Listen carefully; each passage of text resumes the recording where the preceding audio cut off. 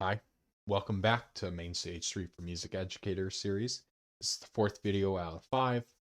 Today we're going to be really talking about overview effects and instrument plugins. So, as always, let's go ahead and start. Here's our directory. So this is helpful if you're following along with an actual slideshow. So, let's start with the overview of effects. So, essentially effects come into two varieties in my opinion: audio and MIDI. Audio effects mess with the audio signal, while MIDI effects, of course, mess with the MIDI signal. Kind of, it's kind of obvious at that point. Audio effects are for audio instrument aux and external MIDI channels, so they're kind of for everything. While MIDI effects are only available for instrument and aux channels. So, by far you'll be dealing with audio effects more than with audio effects more than you will be dealing with MIDI effects. However, they're both very important. So let's go ahead and start with audio effects. So there are multiple effects to choose from. Each is different. However, there are of course more of the same type used than others. These ones are generally reverbs, EQs, and compressors. So there are other ones like modulation effects, chorus phaser, flanger, distortion, delay, dynamics, pitch, and more, and all these other ones. However, I'm just going to be really focusing on reverbs, equalizers or EQs, and compressors. So without anything else, let's go ahead and jump into reverbs. So here is two popular reverbs. Essentially, reverb makes the sound reverberates.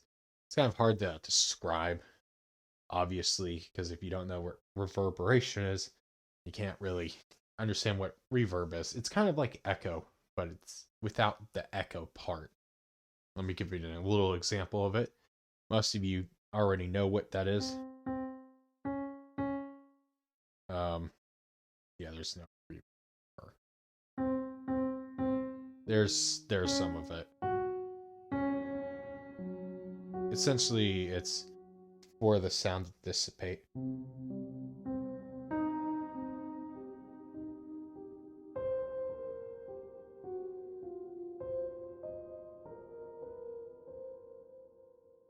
So there's an example of, reverb. So that was chromaverb. I use chromaverb for a lot of things. It is that top one up there. That is chromaverb. And right below that, that is space designer. There are 4 total reverb effects: chromaverb, emverb, silververb, and space designer. I personally use chromaverb the most and space designer the second most. However, there's a kind of far drop off gap between them. I use chromaverb probably 10 times more than I use space designer right now. I'm slowly starting to phase out a little more chromaverb and starting to look more into space designer than I am chromaverb, but because kind of space designer has a lot of options, but I'm still using chromaverb a lot. So that's what that does. So next we're going to give you a little rundown of how chromaverb works. So starting with reverb, has multiple options. So let me pull it up. So multiple presets, so we can select from anything heart desires.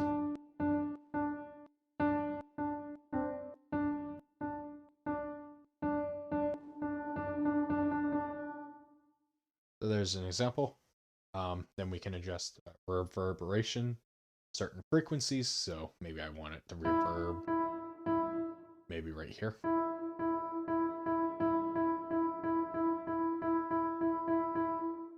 Pretty helpful. Something that I don't really see very often. Very powerful. Essentially, next then you can mess with the attack size, density, decay, distance, and pre-delay settings. So like decay, or pre-delay.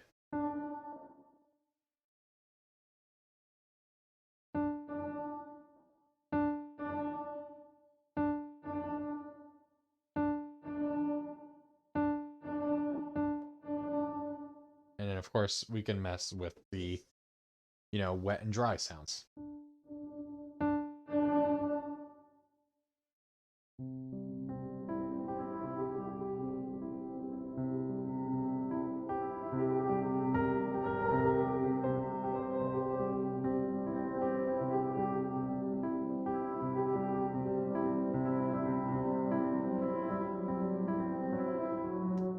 You can do some crazy stuff with, pre-delay and all the other stuff.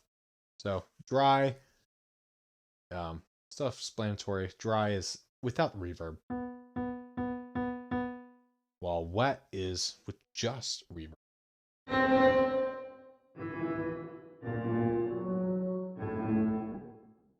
It's crazy distance. So then we can edit those.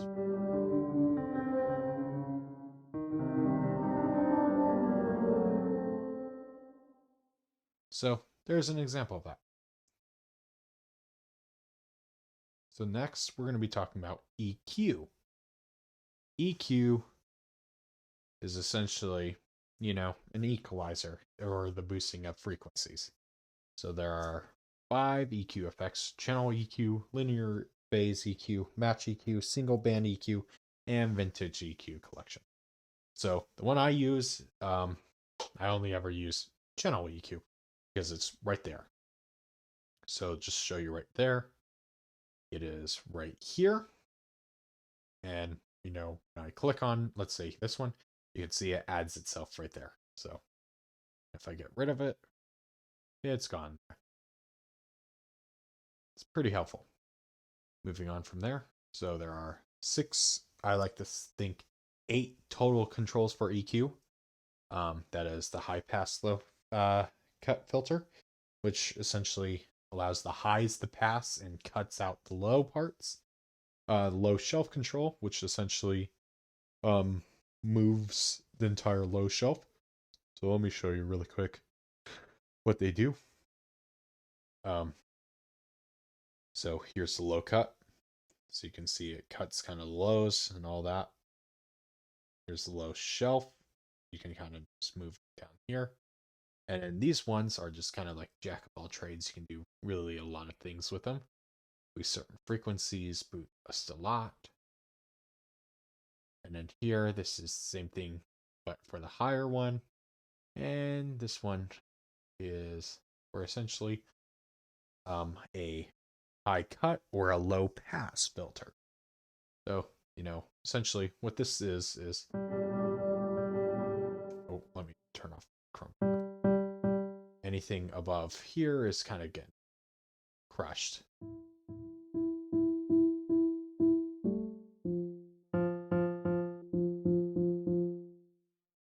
So you can do some weird stuff.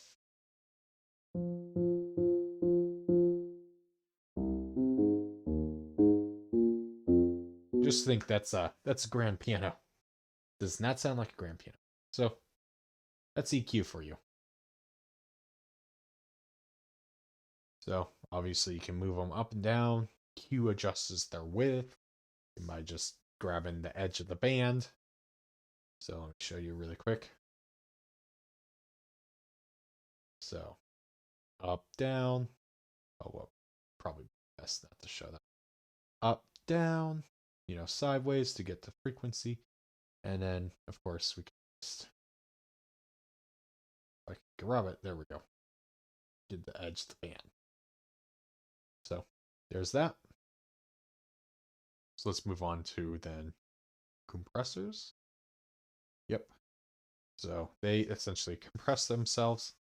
They fall into the dynamic effect category in Mainstage. It's called essentially compressor. So I use this one. So it shows up right here as well. So if I click gain reduction, it shows up there as well. So but essentially compressors just kind of compress things. So multiple controls on them. Threshold adjusts, when it starts to engage. Ratio adjusts how much it compresses, and makeup adjusts the makeup gain. Those are kind of the main parts of it.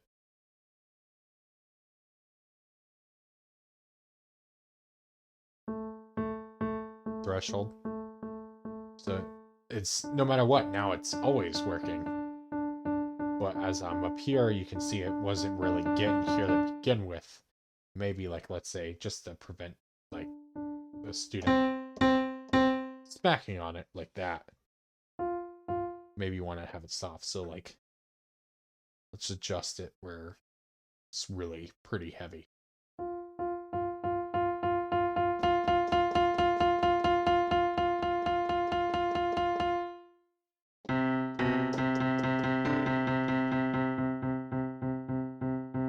So yeah, you can see right there, and then we can do the makeup gain right there, which essentially just adds it. So the knee adjusts essentially around the threshold, eases it into compression, or goes straight into it. Easiest way to think about it is like if you hit as soon as like you hit the threshold, does it like slowly taper into the effect, or does it immediately shift in so it's like a more harsher sound? Not harsher sound, but like harsher in volume wise sometimes. Attack just affects how fast it engages, release adjusts how fast it disengages. So there's that. Here's an example really quick.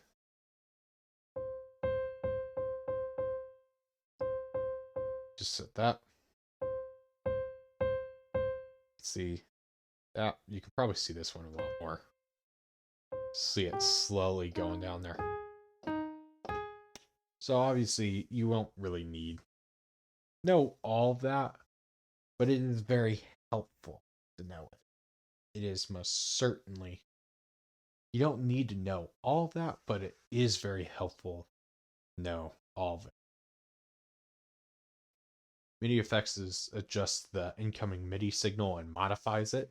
So unlike audio, which affects the audio signal, MIDI affects the MIDI signal. So there are a total of 9 MIDI effects, but I will only be talking about 3 mainly. I'll be talking about the chord trigger, scripter, and transposer. Starting with the chord trigger. Chord trigger is probably the second most fun one I play with because it does a lot of things. So there we go. All right, so I pulled up chord trigger. Let's take the compressor off. And let's turn it down.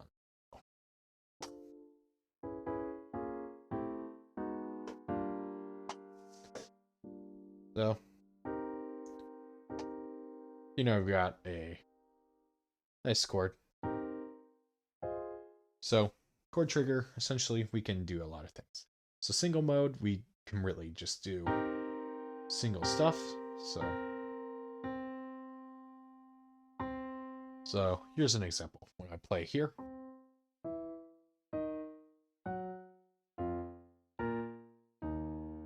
and of course we can transpose that down and stuff.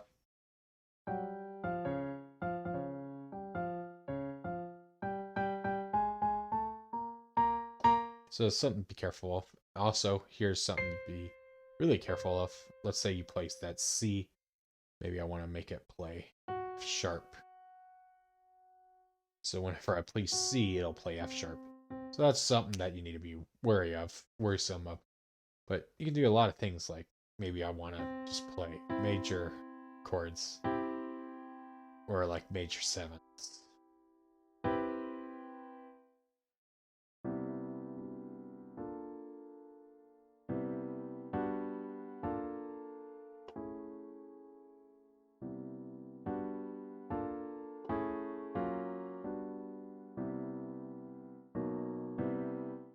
Sounds a little weird. So that's what that is. Pretty easy. Multi is the one that I use the most. So like, let's say C, I want to be C major. It's exactly like its single counterpart, but it only affects one. And let's say maybe I want to do F does. Actually, hold on. No, I don't.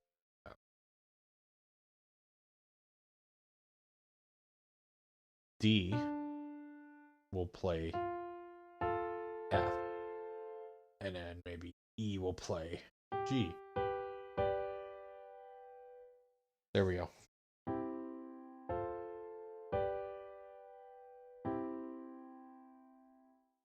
And then I can go even further and go, well, let's add this one.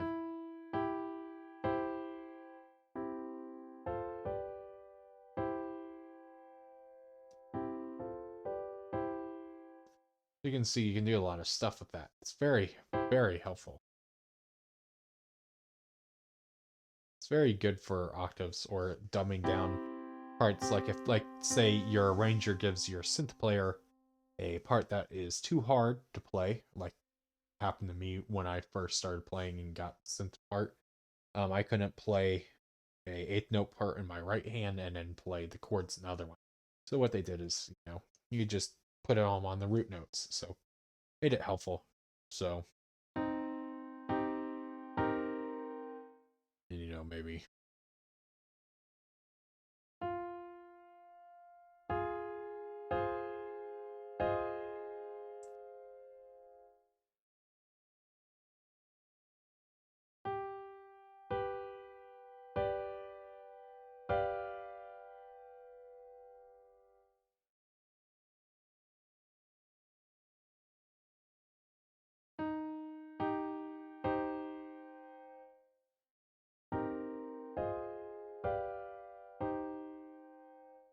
So there's an example of something like that.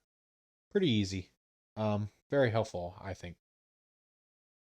So that's what chord trigger does. So let's move on to scripter. So scripter is essentially my favorite effect out of all audio and MIDI effects. Scripter takes the bait. Scripter is essentially extremely powerful. It can do whatever you have your mind to, essentially. If JavaScript can do it, then yeah. So this one, I'm not gonna dive too deep into it. It's essentially just coding at this point. Um, like here's an example. Try to get it to go back work. It's not letting me open it for some reason. But essentially, you can load a bunch of factory guitar strummer.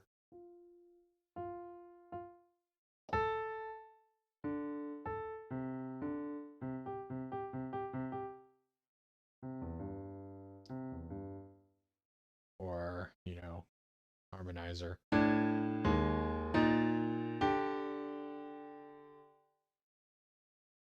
Some reason it's not opening it up for me.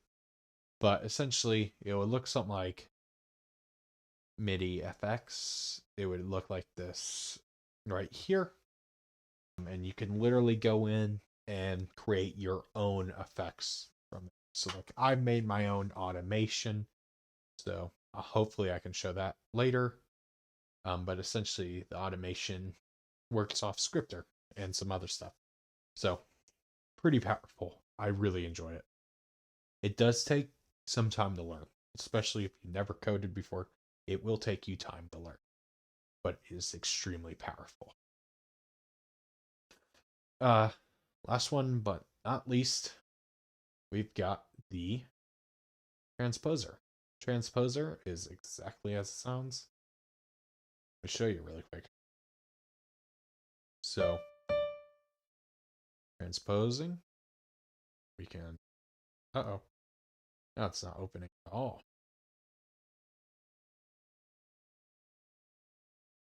So,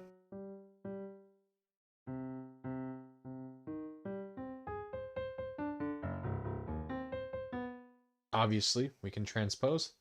That should be easy, but we can also set notes that we want it to only transpose. So, like, here's a user scale, aka C major.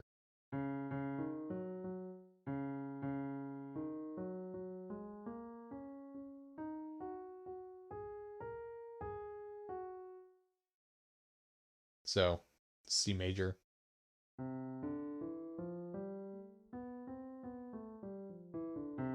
no matter what. So let me show you really quick.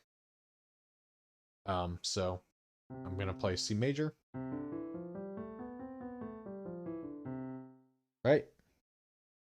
Now let me try to screw it up. Let me try to play C minor.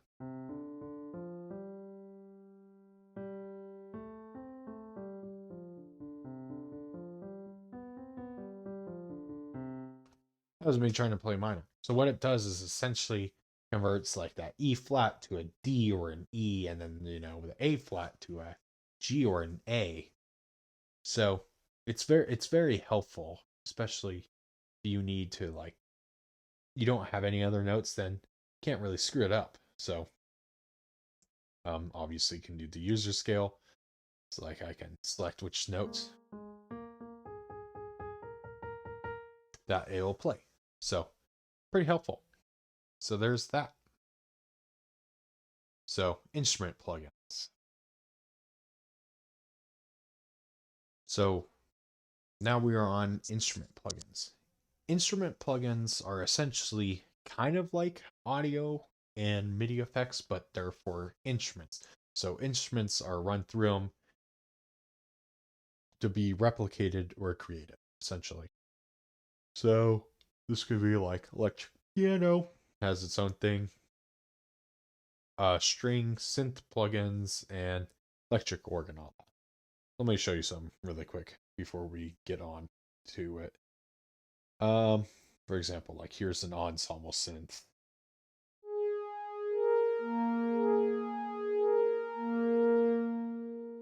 I have the transposer on still. Or like here is sculpture, which is like a synth guitar.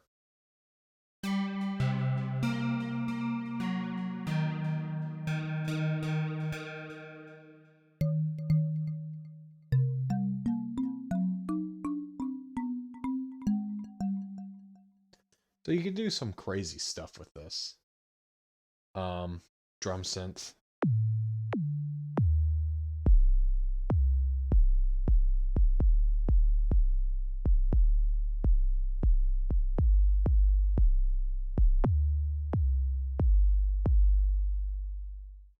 So you're gonna do some awesome stuff like Vincent's Club.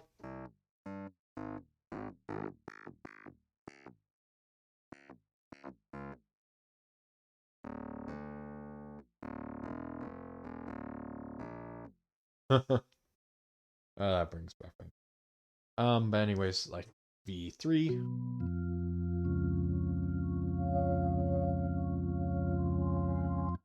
Essentially allows you to do kind of like you're playing a real instrument. So pretty helpful.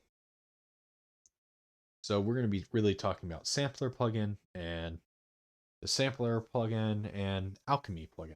So there are many instrument plugins, but I will be only talking about briefly are the sampler plugin and the alchemy plugin, which will lead into the next video, which will be essentially doing a bunch of miscellaneous stuff like building, samples and putting them in. So let's go ahead and start. So here's brief sampler overview. It's kind of like super brief. Like I barely put any stuff about them in here. But essentially, so sampler is essentially used to replicate or play the samples of many instruments. So like a lot of horns are run through sampler and stuff like that. That's kind of what it looks like. We'll be talking about it more tomorrow, but like the mapping and zone section of sampler specifically allow you to do a lot of cool stuff. And that's how I personally play all my sound effects with bands, how I make them do it. Alchemy is essentially a incredibly powerful instrument plugin. It's mainly geared towards electronic and synth sounds. However, you can really find about anything in it. You can just use the browse tab and easily find any instrument that meets your needs that's really electric or synth sounding. So while sampler does opposite, it'll find anything. that's kind of not in that genre. He'll do some electronics. Both do like crossover into like essentially the way I always thought about it was um Alchemy does electronics while Sampler does like it does some sample effects like electronics, but mainly like Alchemy works mainly on electronic stuff, so like synth sounds, that kind of stuff, old 80s synth. While like Sampler is it can do that, but it can't do it very well, and it's kind of geared towards playing samples like horn samples, piano samples, so replicating those instruments, and it can also play samples that are kind of like electronic-y that you just input it. So it's a lot of freedom with these two. So to do practice, so we can do like create an EQ effect on a channel and put a low cut high pass filter at 100 hertz. It's easy. Low cut. Just go over here. Turn it on. Turn that off. Turn that off. Off. 100 hertz. There you go. That's what that would look like.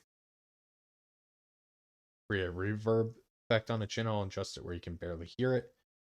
So let's try that.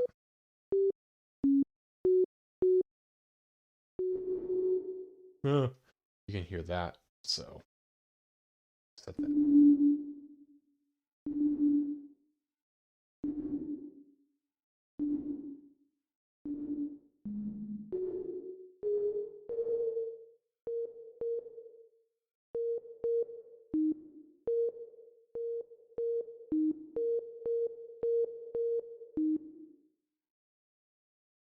Go back to P. Oh, well, I think that's it. So here's an example. Here's an example putting chroma verb on something. Create an compressor effect on a channel, make it where if the instrument passes 25 decibel, negative 25, activates in 50 seconds at a ratio of 2. A lot of words there. See if I can do it.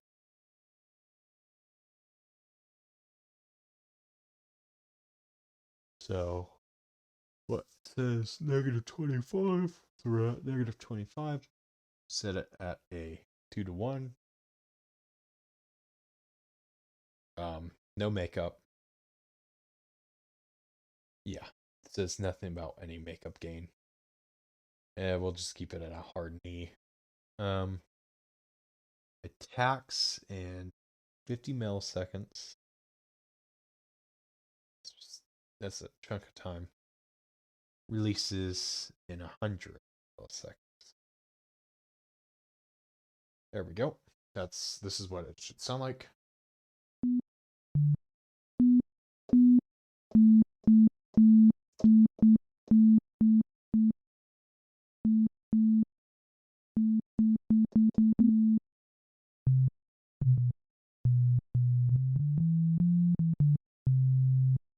So there you go. There's that. MIDI effects. Create a chord trigger on an instrument channel and make it where if you play any note, it plays its respective major chord. It's an easy one. Make it where it plays its respective major chord. So C, you play C major. Here. Boot up chord trigger.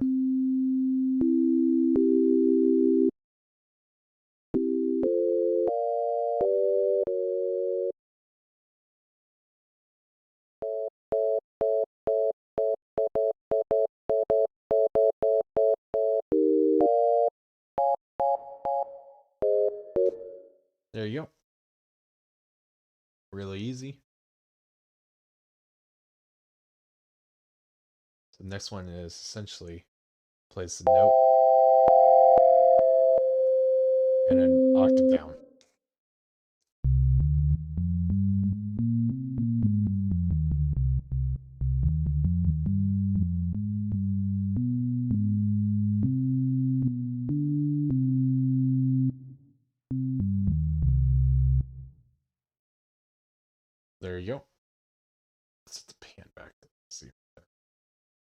So there's that.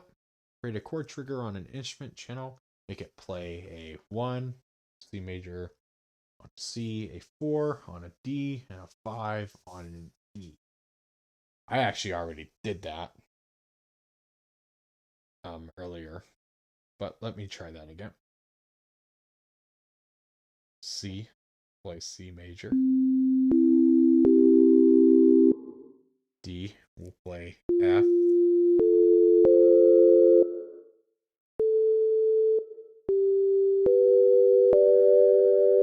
Now I'll even go one more step.